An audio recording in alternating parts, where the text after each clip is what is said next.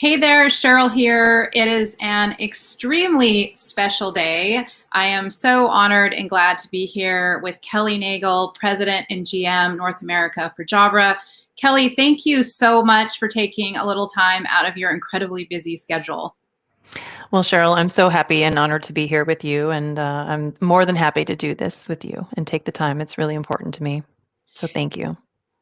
Of course, and I can't wait to jump in and really understand and break down how you have led such an incredible team during an incredible time of disruption, and not only in 2020, but you really came out of the gates in 2021 strong, and you guys are still going. So I can't wait to hear your wisdom on that. But before we jump in, I want to know a little bit about how did the younger Kelly, and like we said earlier, you're still young, but I mean the younger impressionable Kelly, let's say that impressionable age between, 6 and 16, let's say, what either propelled you to greatness or really knocked you back a few and on your heels and made you think it's going to be different for me? Which one was it and what inspired you? It was actually a combination of both because when I was a young girl, I kept telling my mom, what do I want to be? And she's like, well, you can be a teacher, you can be a nurse, you could be a stay-at-home mom. And I thought, I don't know if I want to be any of those. I don't like blood. I don't really like kids very much. And again, I don't like kids very much. So I said, I think I want to do something different. So I was an only child, and I had a wonderful aunt and uncle who had no children, and they loved to travel. And they actually inspired me in my love for travel. And then when I was 9 years old, they took me to Walt Disney World. So you can only imagine Walt Disney World and Epcot had just opened, and they stayed at this beautiful five-star resort. And I've never stayed at anything better than like a Motel 6, or maybe worse than a Motel 6. And I stayed in this beautiful hotel for 7 days, and I thought, wow, I want to work in a hotel like this. And I want to go into hotel management and be the general manager of this beautiful hotel in Orlando, Florida. I remember coming home and telling my mom that, and she said, she's like, your grandparents have a restaurant and you know what that's like. She's like, you're going to not want to do that. So I held that dream, and I actually went to school for hotel restaurant management because I wanted to be the GM of the Hyatt Grand Cypress at the time. So I went into that's what I wanted to do. I actually did that job for 5 years, and then someone tapped me on the shoulder to come over to do something with Ingram Micro and technology, and that was even more fun. So that's what sparked my interest in technology. I don't have a background in tech or STEM, and I think it's really important that a lot of people think I have to have coding or STEM background to get into technology, and you don't. You just have to have a passion for new products and technology and customers, and you too can get into the technology industry.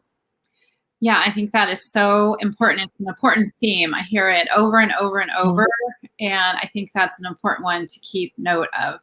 And so going forward, I think we were talking earlier, you had some very inspiring leaders when, early on in your career. So can Mhm. you talk a little bit how they inspired you? And I think you really have had a very courageous male ally, and talk a little bit about that and why that's important in developing female leaders.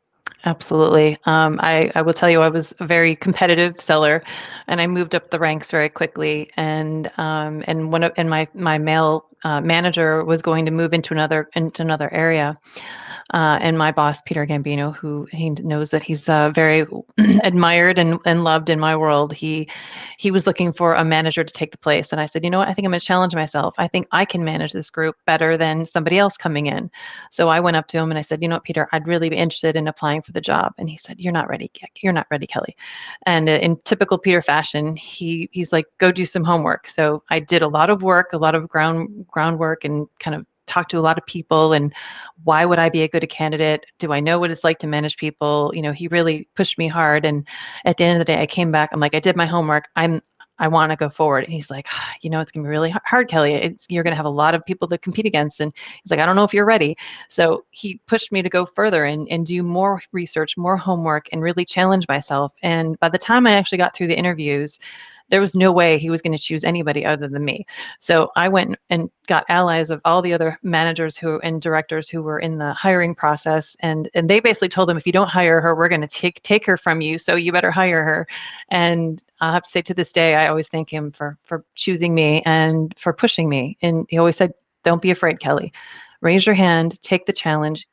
You're not, they're not any better than you. The person going for that job, there's no reason why you can't do it. And I think having those allies and having, whether it's a female ally, male ally, just you need to have those allies and sponsors who are going to talk about you when you're not in the room and promote you. And he was definitely one that did that for me. Yeah, so that is so important. So what I extract from that is don't be afraid, Hmm. and a lot of times really pay attention to your gut, because I think Yes. sometimes your gut is a lot more more more correct than your mind, before you get that involved in it. And did you and Peter just how did he become a real advocate and sponsor? Did you seek him out? Did he seek you out? Was it luck? He became my boss when I always say career journeys don't always take a linear path. They go over bumps and valleys, and you make a U-turn. You might take a left at the wrong. You might go down a dead end street. But I actually was a part-time stay-at-home mom, and I and I was working 2 or 3 days a week. And he transferred into my group, and all of a sudden he's like, wait, you only work part time and you do how much work? And he just recognized my passion and that I really wanted to go further, and that at some point I was going to come back full time. So he's like, when are you going to come back full time, Kelly? So he recognized that in me, and I think he immediately took me under his wing, and he did that with. I wasn't the only one. I'm sure if you ask anybody who was a Peter Gambino disciple, there's many of us. So he was just really what I call a nurturer and someone who just paid it forward with so many of us. So I think that has definitely, after talking to you and Mhm. kind of watching your journey, it seems like that his not only was he an advocate, but you might not be where you are today without that belief and that push, and had the opportunity to access what was probably already in you, but to have someone like that. So it seems like the lesson that we learn from that is to be bold, don't have fear. And if you don't have someone kind of by luck or chance, if you don't have a Peter in your life, to maybe actively go out and try and find one, either inside or outside your organization. Absolutely. Or Cheryl Klein. Yeah. Well, we could expand on that later. But so, moving on, let's talk about, since what we both have in common, and just really the synergy. And I have to talk about mindset. Now, Mhm. a lot of times people might look at you, they think, that's amazing. Kelly is president and GM North America. She's just killing it. She's doing amazing, even during these crazy times. And but has it always been smooth sailing, or can you get vulnerable with us for a second and, share a little bit of a time when you took a flop, or when things were just so frustrating that maybe you wanted to throw in the towel? Yeah, and I know you know these stories well, but I think there was a time, probably I would say about a year and a half ago. I would say I wasn't feeling my best. I didn't feel maybe that I was contributing in the way or being heard. And I think this self-doubt talk comes into our minds, and getting that voice inside our head to tell us to get over it and not to dwell on things like that. And I think for me, having that confidence in myself and getting back, moving from those setbacks quickly. I think it's not letting that linger, and finding those allies or your board of directors, people that can help you through difficult times. And I just encourage everyone to have those people that, on the lifeline call, hey, I have an SOS, and people that will respond during that, because we all need people that can build us back up, and we need to not beat ourselves up, which I know so many women do. You dwell on something and we can't get past it. So you really need those people that will help bring you up and lift you up and be there for you. And then you need to be your own cheerleader. And really, I think about I have so many things across. Cheryl will be happy. I have so many post-its along my monitor with sayings and things that remind me about who I want to be and how I want to lead, and how I want to feel at the end of the day, at the end of the week, at the end of the year. So just remind yourselves that how do you want to feel at the end of it, and get past the negatives and stop the self-doubt talk, and really remember the mountains that you've climbed and the successes that you have, and sound the bell when you have those successes, because so many times we don't we don't feel like we can brag, or we don't want to do that, but you have to have your brag book, write down all the great things you did and tell them to your boss, to your peers. Share your best practices. We all learn from one another. And I just want to say that I'm feeling more confident in my business and just in our organization. And I'm so thrilled at the work that this team has done and how we've come through really difficult times. Mhm. Yeah, and that is so incredible. And let's just take a second, because I think it's safe to say, and you can correct me if I'm wrong, that you've always felt pretty confident about your ability, even hearing your stories from, even in your earlier days. And also, probably safe to say that you felt confident leading your teams. But sometimes it gets really challenging leading having global peers Mhm. and having the leadership that is not based in the United States. And so, can you share a little bit about what's changed for you in the last year and a half, and how it's not just benefited you, but how you've transformed and how it's benefited everybody, and Jabra as a whole? I think it's been around storytelling and how we communicate, because we're talking with people from different backgrounds, different languages, and so often we speak things that are native to our region or our industry. And I will say an example was I got to present to our board of directors 6 months ago, I think it was, and thought about how did I want to leave that conversation and that encounter, and what did I want them to leave with, and how did I want to portray the story and talk about the success that the team has had in North America, and really celebrate the wins that we've had, and the journey that we've been on.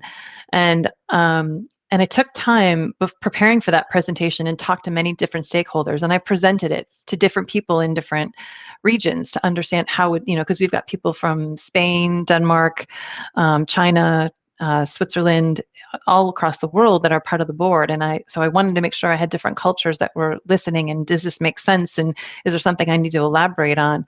And it was so thrilling for me to walk away with our chairman of the board saying the story was so well told, and I made it easy to understand. And so the homework and the work that I did to put into that presentation really paid off.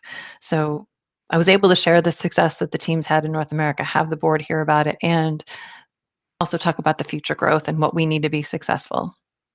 Yeah. And so, if people could just listen and follow you by example, really, and get over the idea that kind of tooting our own horn is bragging. It's not bragging. Mm-mm. It's enlightening, and it's helpful, because you bring something very unique to the table, as does your entire team.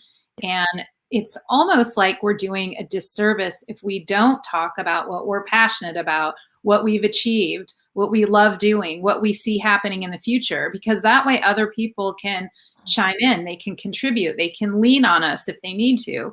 And so and it's not always easy. Like, I'm sure you can attest to the fact that if you're not used to it, it's absolutely not easy speaking up in a board meeting or any meeting for that example, but you've really seen the rewards of that. And so that is really amazing advice. And thanks for, sharing the perspective. Mhm. So, going into, now that we're well into Q2, the second half of the year is, coming upon us quickly. And there's a lot of exciting things happening, at Jabra. And it's exciting. You guys had your sales kickoff recently, which is exciting. But I think a lot of companies have this challenge too. Like, everybody gets excited, but then you got to do the work. So what are you doing to plan for this? So, well, two questions. What's coming that's exciting Mhm. that that you're able to share right now?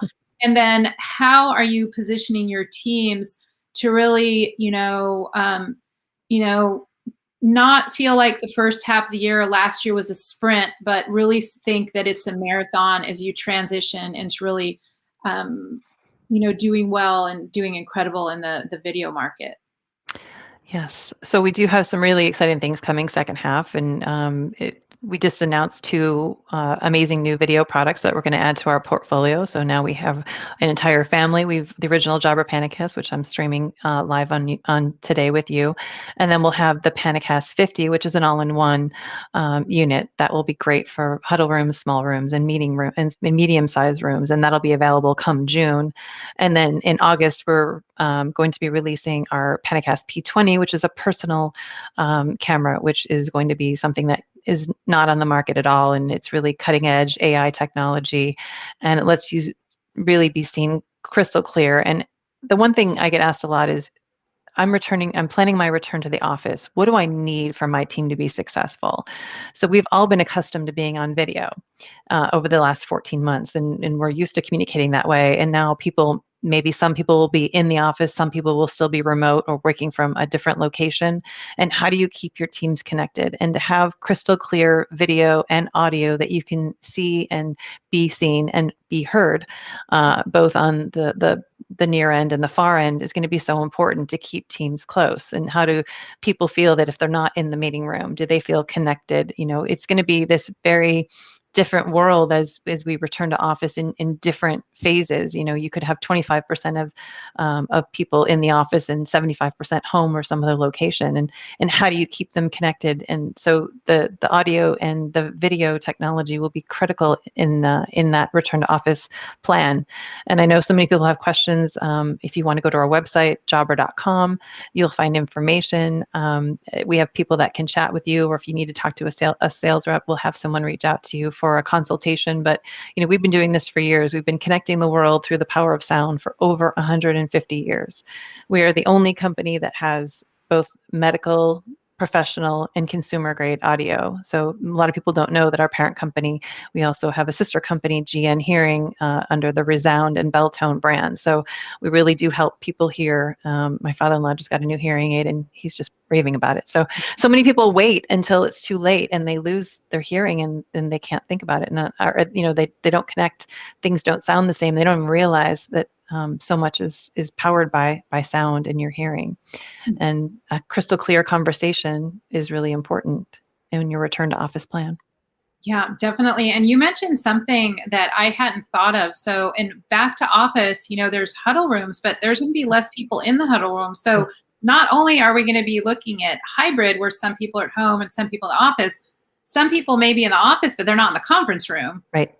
And so I didn't even, really think of that. And so it's also great because you guys have spent a lot of time in research into what does back to work look like. And that's something that a lot of companies are scratching their head and scrambling and trying to figure out.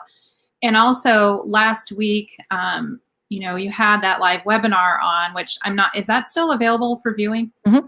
Yep, it's actually streaming on YouTube, and if you go to the Jabra page on LinkedIn, you should be able to find it there. But if not, I have it on my LinkedIn page, Kelly Nagel, and you can find it on my LinkedIn page too. Yeah, so if you are remotely interested in either the personal equipment or for back to office, I highly, highly recommend watching that. When I watched it, honestly, and I think I know a decent amount about Jabra, but I had a good education that was amazingly produced. But one thing that came up in that was security. Mm-hmm. And this was not even on my radar. So can you share a little bit about the AI that's built into that's really unique to Jabra, and also the technology that's really different and makes Jabra such high quality in audio and video? Yeah, so the processing is done on the camera, so it's secure and people don't know. And I'm not Arangza, the founder of Altia Systems and the head of Jabra Video. He tells the story much better than me. But you think about what's going to be needed to power us through this next phase, and especially keeping people safe in conference rooms. Our 180-degree field of view is perfect because you can see the entire room, and it has people count technology. It doesn't have the faces, so they blur out the faces, but you can see how many people are in the room to keep people safe. And it actually tells you how many times the room is over capacity, so you can make sure that you're keeping people safe and having the number of people in the room that the company has deemed acceptable. Mm-hmm. And it looks like there's one question from a fan club. Jabra, I don't know if you knew that you had a Jabra fan club. I did not. So it says, big Jabra fan, Kelly, how are the new Jabra products coming out different from what's existing in the market? So I don't know if they mean if the existing maybe competitors is what they're referring to. Yeah, if you're talking about the video products, I mean these really are new. We always say we're reinventing the video, the collaboration space and the meeting rooms. And I would tell you I'm an inch deep and a mile wide. And if you want to get technical, I'm not the right person. But I would suggest to go to our website and you can read all about the Panicast, the new Panicast P50 and the P20. But we really have combined Jabra's amazing audio quality with the beaming speakers. And again, I'm going to tell you something. I'm not a technical person, but I'll tell you the audio quality is spectacular, and the video quality is something you've never seen. So there's more specs and text and specs there on the website, and there's some videos. So please feel free to go to jabra.com, and all of the new products are featured there. Mm-hmm. And then what about the audio? Like why, now, forgive me if this is a pedestrian question, but why does world-class audio matter, especially now, and considering too that, let's say, selling, people aren't going to be selling like they were. A lot of selling may remain this way. So why does world-class audio matter? So many times people, I'll talk to someone and I'll be wearing a headset or using one of our speaker phones, and people, they don't always ask, how do I sound? They may hear me, but they don't realize that the audio quality that they have is not good. And as you're working remotely from home, whether you have a barking dog or if you have a child that needs help, or the Amazon truck has come for the fourth time today and your doorbell is ringing and then that causes the dog to bark.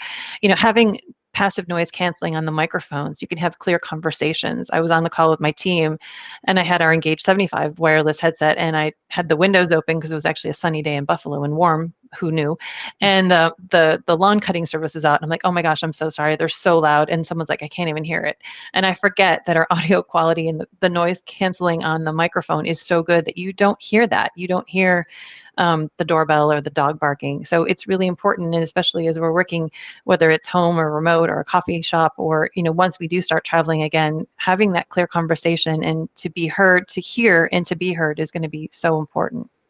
Yeah, no, I agree. I agree 100%. I've seen that happen, and I've seen the frustration of noise and distractions and deals falling through, and the frustration that comes along with that. And so that's really, really important. So as we wrap up, what is something that you would like to leave everyone with? I know that you are a big proponent and advocate for empowering women in technology and women in the workplace. Is there something that you can leave us with, either with Jabra or something that we can do to create a more inclusive workplace?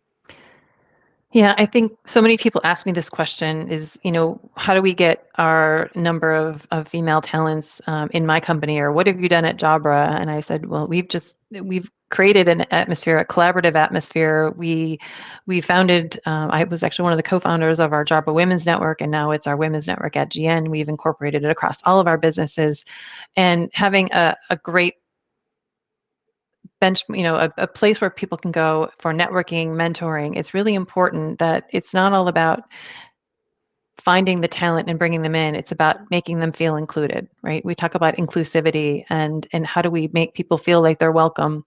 And I mean, I really have to say we've got a great culture at Jabra. I'm super happy and proud of the team and the work that we've done to create that culture. And we've just formed our second ERG, Black at GN.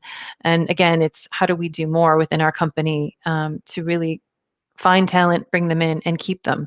And we want to do more and support one another. And I think it's really important when you think about how you support employees, how you make them feel welcome, how their voices are heard. That's just a very important piece to me, and part of the legacy I want to leave behind. I want to be I'm a fierce advocate for diversity and inclusion. I do this. I mentor many people, whether they're college age young women, men, going up to the end of, or I should say, the sunset of their career. I mean, I think it's just, for me, I'm always about I'm happy to help people and I want to see them be successful and leave their legacy behind. Yeah, and I think that that kind of parlays into and is a good segue into the name of the talk that we're talking about today, and that's how to really empower teams, high performing teams during disruptive times. So it's probably, not just for the Jabra Women's Network, but I think it's safe to say to make sure your teams and there's something intrinsic that you really Mhm. light up in people. And I think that when people are really heard and feel valued. So can you just speak to that a moment and, shine a little bit of light or shine a couple takeaways or tips for people leading teams going to the second half of the year to keep everyone motivated, on point, and really wanting to move forward? Yeah, you talked about we just had our sales kickoff and we had to do it virtually for the second year in a row. And it's I was talking to someone earlier today and I said one of the most fun things we did was we sent everyone a box of Legos and had them create something with the Legos and send pictures in.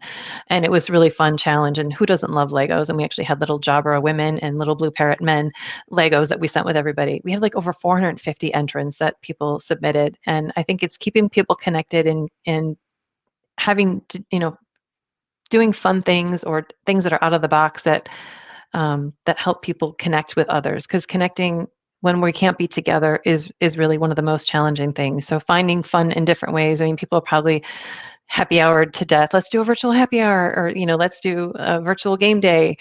We actually had a superhero event where we dressed up as superheroes as part of our kickoff. So it's finding different ways to keep people connected, and I think just understanding that people are all going through different things and to embrace them. Mental well-being is a key topic right now, and I think we keep talking about how do we help our employees as we're going in 14 months now of being remote and not being with one another. I mean, everyone's chomping at the bit to get together, and I've kind of said, well, it's coming, but I want to keep people safe. And my biggest piece is, Cheryl, I'm always worried about our associates, and I want to keep them safe and healthy and bring them back in a good way that will keep everyone and their families safe and healthy. Mhm. Yeah. So what I'm hearing is just finding ways to keep everyone connected and in a fun way, and maybe to even lighten it up a little. Yes. Yeah. Dress up like Wonder Woman. That's always fun. Yes, exactly. Who doesn't like doing that thing? I've seen the Legos on LinkedIn. Those are cute. I want to know where to get some of those. But anyways, well, thank you, Kelly, so much. And again, if you are interested in any of these products that Kelly has been talking about, they're not just products. I really look at them as tools and resources for human connection, Mhm. for relationship building. And I think as we move into the new normal, whatever that is, especially this fall, these products are going to make a world of difference in people's personal and professional lives. So, Kelly, thanks so much for sharing your gems of wisdom. I look forward to following you and all of the amazing things that Jabra's doing. Thank you, Cheryl.